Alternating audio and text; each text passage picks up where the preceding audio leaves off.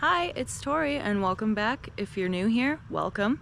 Today we're going to be exploring Mesa Verde National Park. We have a couple of dwelling tours to go on and maybe we'll try to get some hiking in. Not sure if I'll have time to squeeze it in, but I'm really excited to show you guys the two dwelling tours that I'm going to be going on. So stay tuned.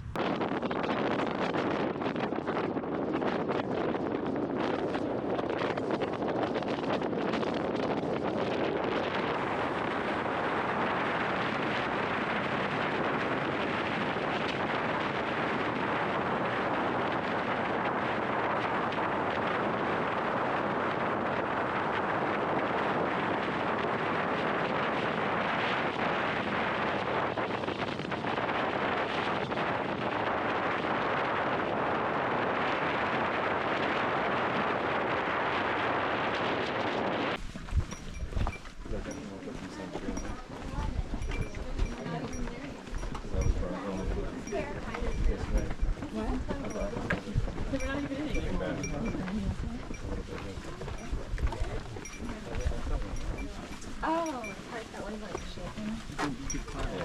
Nope. Maybe over here at the net. My head will survive. Maybe. That's like they're not.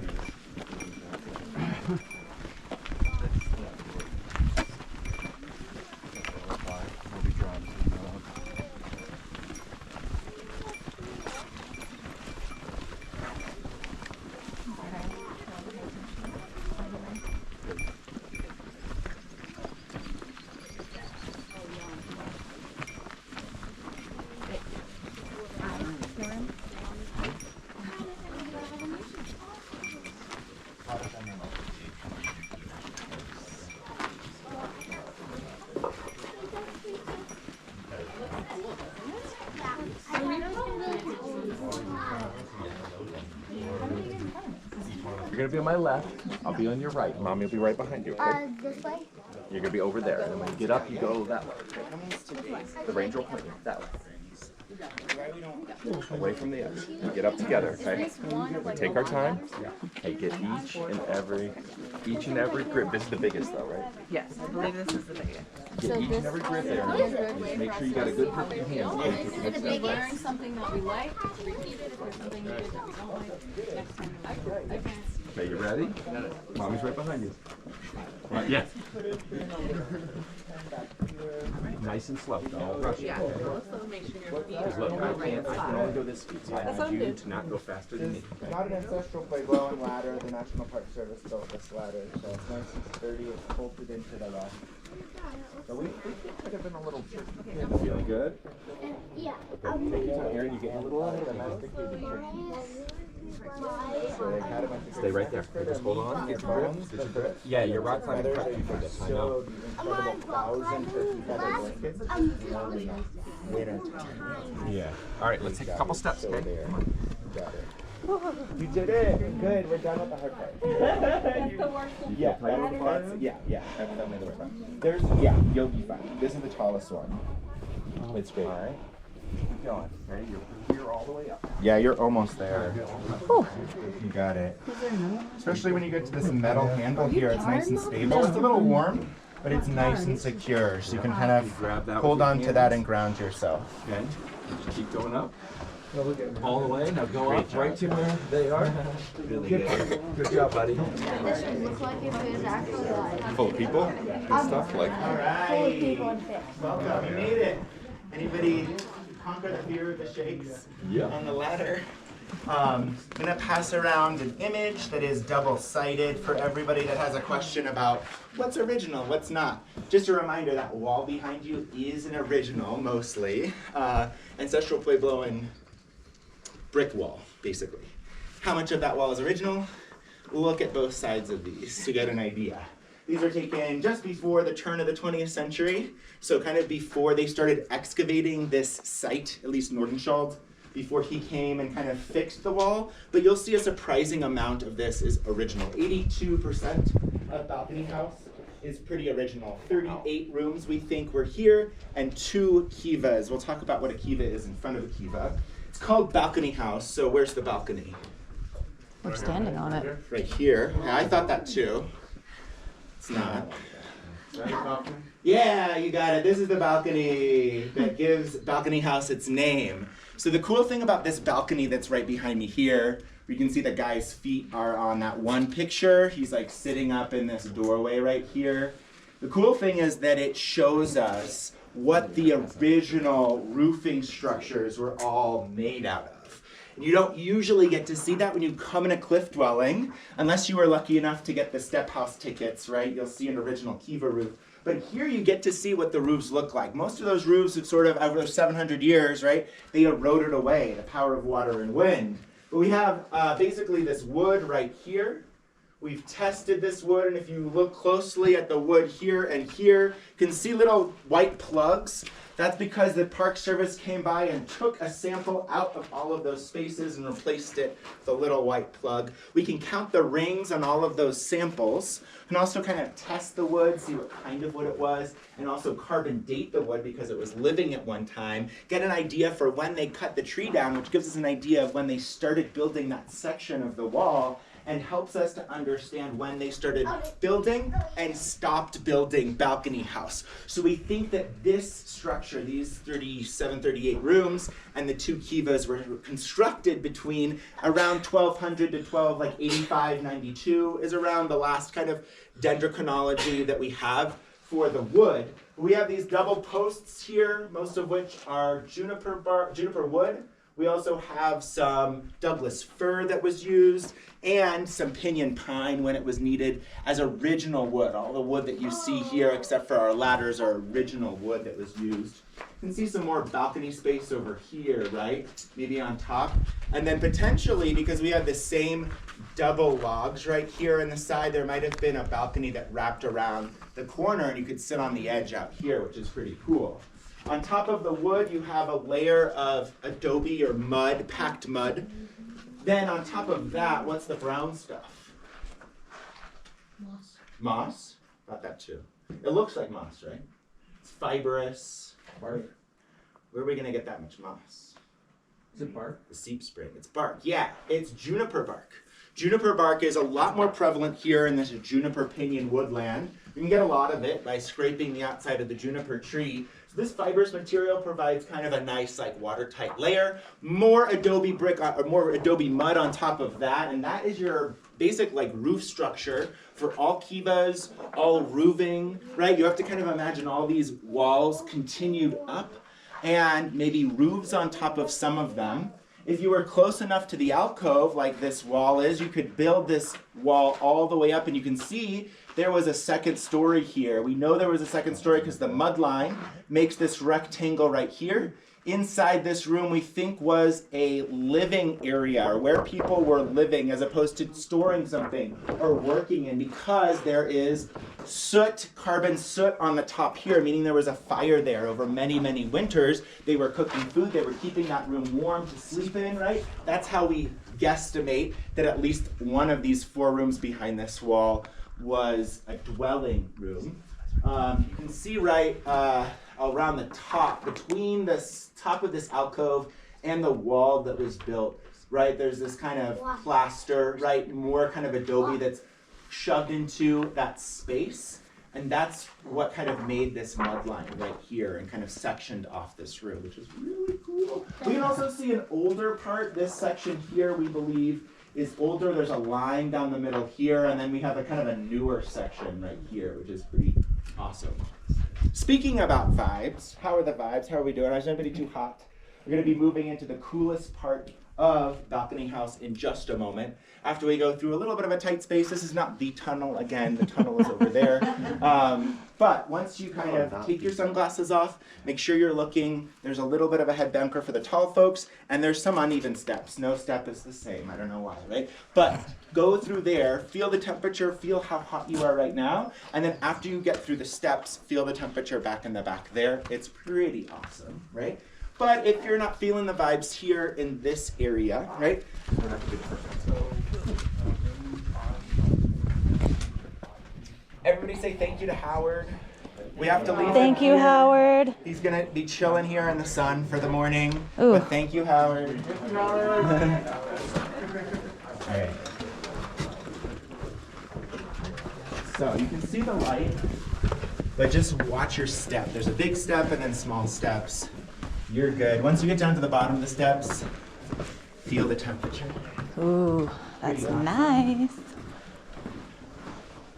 All right, so there's a couple of fall hazards in here. Just be careful when you're going through. Just don't get too close to the edge here or step on these stones. We just have to stay on the kind of pavement here. So you're welcome to, I'm gonna meet everybody around this kiva here. Just don't go back in the dirt. Stay on the pavement, be careful of the edge. You guys, how cool is it back here? It's very cool. Lovely. Literally. Find yourself some shade, continue maybe around this kiva Yep. over here, just be careful about the edge. Yep. Just don't go back to the dirt back here where that ladder is. Okay. Just hang around this way. I'm really going to be kind of talking a lot over here, so if you guys want to get a good view, you're welcome to kind of continue to step where there's like still shade over here. Just be careful of that corner. Yep. You're welcome. Just make sure you're stepping on the pavement here. So now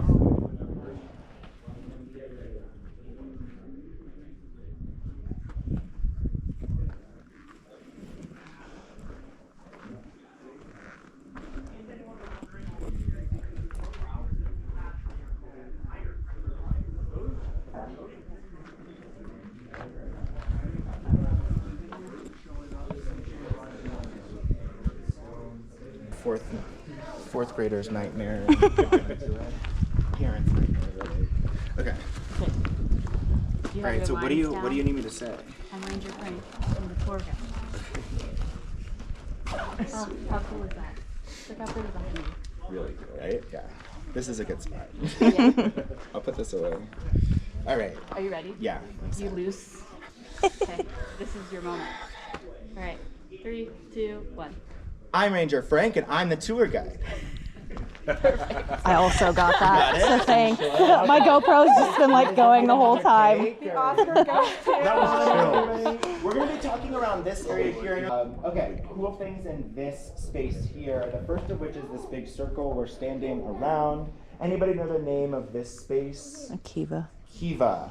K-I-V-A. We know a lot about kivas because they're still used ceremonially by many of the 27 different pueblos and tribes that are associated with this land, meaning that their ancestors are from this area or use this area. We have the Dene that came through after the Ancestral Puebloans, and the Ute people, where Utah is named after, also came through, and they're still kind of our neighbors here.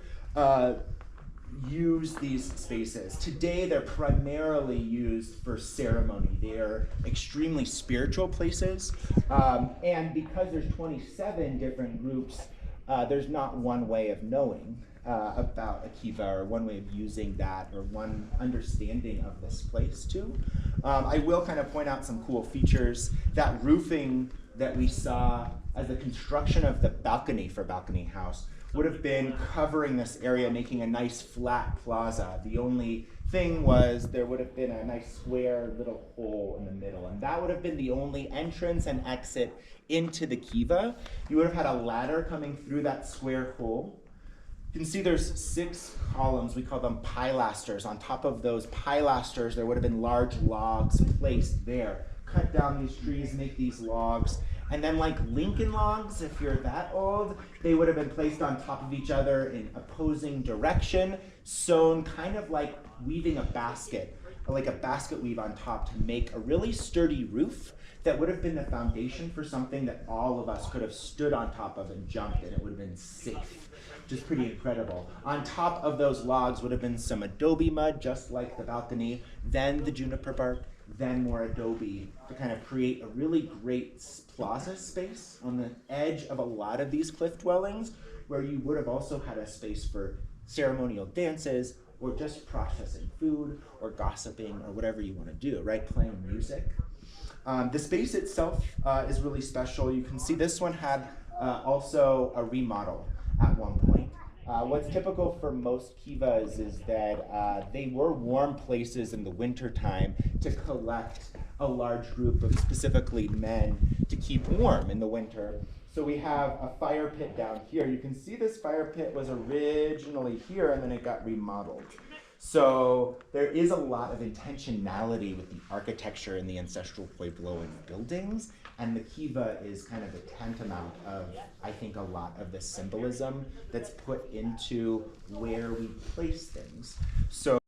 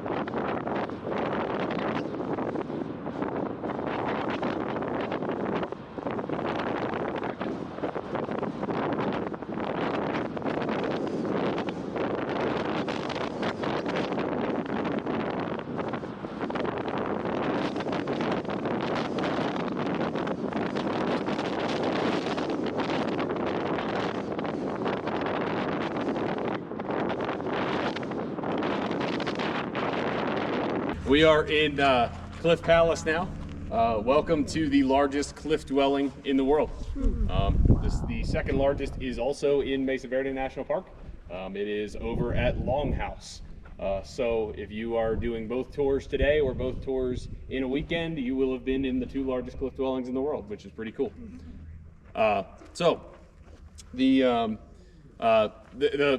This is 150 rooms. It's almost exactly the same size as Longhouse. It's 150 rooms, 23 kivas. It is, and I'll get to what a kiva is at my last stop if you don't already know. The most commonly asked question I get as a follow-up to that is how many people lived in here, and the answer is about 80 to 120 at a given time, depending on, you know, fluctuations and all that. So we'll settle on 100. With there being 100 people in here, that does not necessarily mean that there were 100 rooms used for habitation. And that's a critical thing, because in early Park Service literature, you'll see the number represented as like 200 or 300, which doesn't even make any sense. But generally speaking, you have about 20 to 30 rooms at a given time being used for human habitation. That translates to, you know, about one family using a room, basically. And the rest of the rooms, what they were used for, the short answer is don't know. The long answer is I don't know, because is anybody here an archaeologist? Yeah, that's good. So with the rooms in the cliff dwelling, you have with archaeology, you're basically going into a room, you're seeing what's left behind, and then you're making extrapolations based on things you already know, or you're applying knowledge from other sites to make educated guesses, or you're making educated guesses just based on what's left in there. And for these purposes, there's not a lot left in here from when people lived here. which leads me to a follow-up, which is another commonly asked question I get, which is how original are these? How much of this is original versus restored? Of what you're seeing, probably about 80%, but a lot of stuff is missing. Because when these were rediscovered, this Cliff Palace was rediscovered in 1888, it was ransacked and picked clean. A lot of the stuff is pretty much gone. A lot of those pottery sherds, there's a reason that all of you were able to walk down here and none of you stepped on a pottery sherd at any given time, and that's because that stuff is all missing. The corn cobs, pottery sherds, and human remains, other stuff like that, they were all taken out of Cliff Palace because when this was excavated, and I use that term very generously, they were, picked apart with not only picks and shovels, but also dynamite in many cases. The point was not to clear the rubble so we could see it. The point was to get as much stuff out of it as you possibly could. That stuff ended up in a lot of museum collections. It ended up in private collections. It ended up overseas in many cases. Gustav Nordenskjöld was arrested in Mancus for planning to take things from the sites. There was no law preventing him from doing so, so he was released, and then he did it anyway. A lot of that stuff is still in a Swedish museum now. The Native American Grave Protection and Repatriation Act in the early 1990s made it illegal to possess or display any kind of Native American grave remains. And so those were repatriated to the park and ultimately buried in 2006 on our 100-year anniversary as a park in an undisclosed location. So that's okay. I can reiterate if you like. So anyway, by the way, 2006 being our 100-year anniversary, we were established in 1906. That makes us the 7th of the national parks chronologically. We were, I guess, the 8th, but there was one that was decommissioned and turned into a state park. That was Mackinac Island, for those of you who are park nerds. Yep, Michigan. Yep, Mackinac Island, Michigan. So anyway, we are one of the oldest parks, and to this day, of the 63 capital NP national parks, we are still the only one that is dedicated, first and foremost, primarily to protecting and preserving cultural resources. So that's a really cool, unique thing about us. As Theodore Roosevelt put it when he signed this park into law, this is the first park dedicated to preserving the works of man, is how he put it.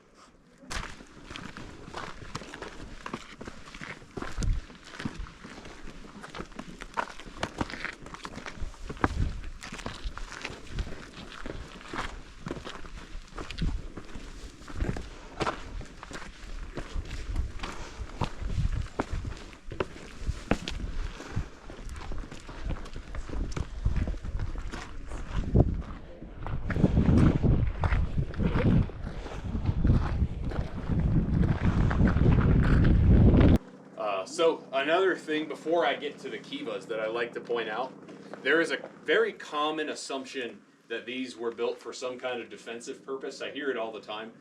That really doesn't hold a lot of weight. First of all, even though what you're looking at now blends into the cliff very well, it did not back then. These were plastered over with all kinds of different colors. You have white plaster, but you also have reds and yellows. In some places, there's actually a room in Longhouse where on the inside there is a room with blue plaster from crushed turquoise. So there's all kinds of different dyes that you would use to plaster over these and really make them vibrant. Color for Pueblo communities is not just a thing that you look at. It's very much tied into your own identity and who you are. So color was very important, and these places were very vibrantly decorated. Another thing that makes that not really hold any weight is that we all got down here pretty easily. These aren't that hard to get into. By and large, these are pretty easy to get into. If you can just get down to the bottom of the canyon, you can walk straight in. And there are plenty of places to get down to the bottom of the canyon. So that's another reason why that doesn't really work out. The more probable explanation for why people moved into the canyons is the fact that there were a lot of people still living up there at the time. And this is all, it's free real estate. So, you can build in here and you've got that covering up, you've got shelter from the elements, and you're also closer to water down here because there's water in the alcoves. In the back of the alcove, there are springs. If you go on a balcony house tour, you'll see one up close. If you go on a longhouse tour, you're in for a real treat because there's a huge one in Longhouse. But there's also a spring across the canyon in Kokopelli House, so that was probably a source of water for the folks that lived in here too. So you're closer to resources down here that you aren't as close to up there, because up there you have to build reservoirs, check dams, that kind of thing, to collect water and farm with. On top of that, the people who live in here are using those routes to get in and out every single day because they are still farming up there. And if you hike the Farming Terrace Trail, you'll see the farming terraces that were left over by them. While we're talking about the cliff dwelling, I should probably get to what's in front of us here. So this is called a kiva. A kiva is, its modern usage has changed a bit from the ancestral usage, so from the historic usage here. Modern times, these are used for spiritual, religious, ceremonial purposes, or political purposes for like leadership gatherings and things like that. At the time, these were used on a day in and day out basis. These are used all the time. So when you have 100 people living here, it's not surprising that you have 23 different kivas in this site. They're used for those same purposes that they're used for now, but they're also used for family gatherings, community activities. They would have played games in the kivas. They would have had like gambling in the kivas even. All kinds of things happened in the kivas that are not done now. And so general characteristics of a kiva, first of all, they always go down into the earth. They're built down into the earth because the Pueblo, they are a physical representation of the Pueblo origin story of emerging from the underworld. You also have that there is a, it's not in this one, there's a fire pit at the bottom, and next to that fire pit you'll have a small hole called a sipapu. A sipapu, there are a whole bunch of different ways to spell that, but the general gist of it is that it is another physical representation of that Pueblo origin story. There is a variant that is built up, and it's called a kihu. I don't know kiwai, but thank you for laughing at that, by the way. It is it's used for the same purpose. It serves the same function. So when you go down into the kiva, you're going to be under a roof. So the thing missing from this kiva and all the other ones in Cliff Palace is a roof. So you would have wooden beams laid across this way or that way. And then perpendicular to that, you would have had smaller wooden beams laid across, and then you would have had thatch on top and mud on top of that, and that would be your roof. You have a hole in the middle of that roof with a ladder to climb down into the kiva. Then you have your fire pit, as I mentioned earlier, and next to that you have a deflector wall. The purpose of that deflector wall is to prevent the breeze from that ventilation hole over there from putting out your fire. So you have that ventilation hole functioning as a chimney of sorts, but to keep it from putting out your fire, you have it, that allows it to go around the kiva instead of going right into your fire. So, we have about 10 minutes left, and I want to give you a quick final thought, and then I'll tell you what we're going to do next. So, I mentioned the modern usage for kivas. One of the myths that surrounds this park that we just can't seem to shake, and that's partly the fault of the earlier people who administrated this park, who decided that they were going to tell people that the people who lived here just disappeared and we don't know where they went. Can't seem to shake that. I hear it all the time. It's completely not true and never has been. We know exactly where they went because the ancestral Pueblo are the people who lived here. The modern Pueblo people, they live everywhere, and they are everywhere, but there are 21 modern Pueblos. And when I say Pueblo, I don't mean individual people. I mean like towns or villages. There are 21 modern Pueblos, one in El Paso, Texas, one in Arizona, the Hopi, and one and 19 in New Mexico along the Rio Grande. You can actually, if you want to learn more about the modern Pueblo culture, and that's a question that I wish I got more, is how can I learn more about where they went? Because we talk about the past in this tour, but the people who were here and who live at the modern Pueblos are now. This is their ancestral homeland, even if they don't live here anymore. This is still a home to them. And at the 19 Pueblos of New Mexico, many of them have their own visitor centers or cultural centers. Taos Pueblo is a UNESCO World Heritage Site. There also is a cultural center in Albuquerque, the Indian Pueblo Cultural Center. You can visit that place yourself, or you can go on their website. You can get a calendar of events, and you can actually see what is happening at the various pueblos of New Mexico, and you might be able to go and witness a cultural practice yourself. Now, it's important to know these are cultural practices. They are not performances. They are not for the purpose of being observed. You can go and observe them in many cases, but that is not why they are happening. So it's important to remember to be respectful, and they do have a guidelines list on their website to help you out with knowing what is and what is not, cool to do at these places. But that's how you can learn more about that, because you're not going to learn everything that there is in a 45-minute tour. So with our last, Logan, would modern pueblos have access to these yes, areas to Yep. be able to perform? Mm-hmm. There is a group from Santo Domingo actually coming in right after us. Okay. Yep. Actually, I'm not sure if they're coming to this site. They're definitely going into Balcony House. At any rate, yes, they do still have access to these sites. They come down here quite a bit. They also will join in on my tours. They don't need a ticket to come on the tour. They just kind of join in. I had a group from Santa Clara come a few weeks ago. Yeah, always really cool to have them there. Makes me a little nervous sometimes, but Or go to the main topic. That was so cool in there. Oh my God.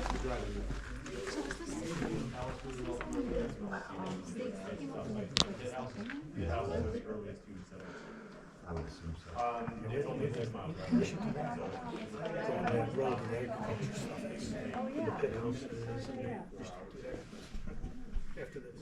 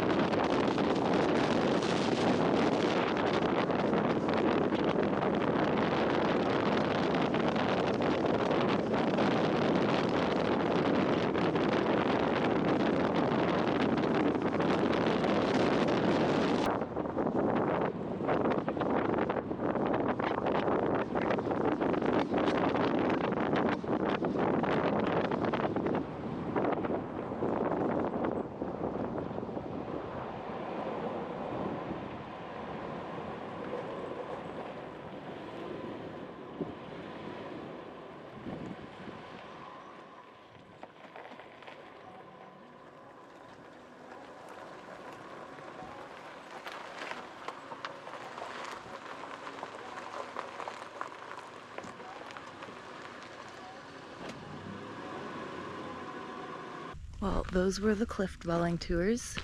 Did Balcony House and Cliff Palace, and now I'm back at camp.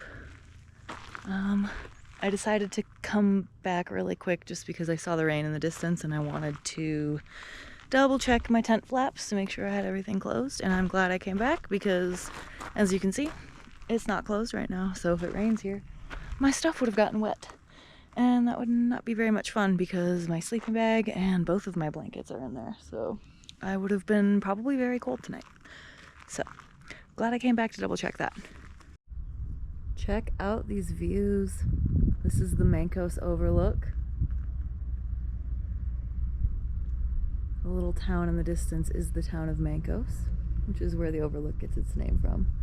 You can see a lot of rain happening in the distance today.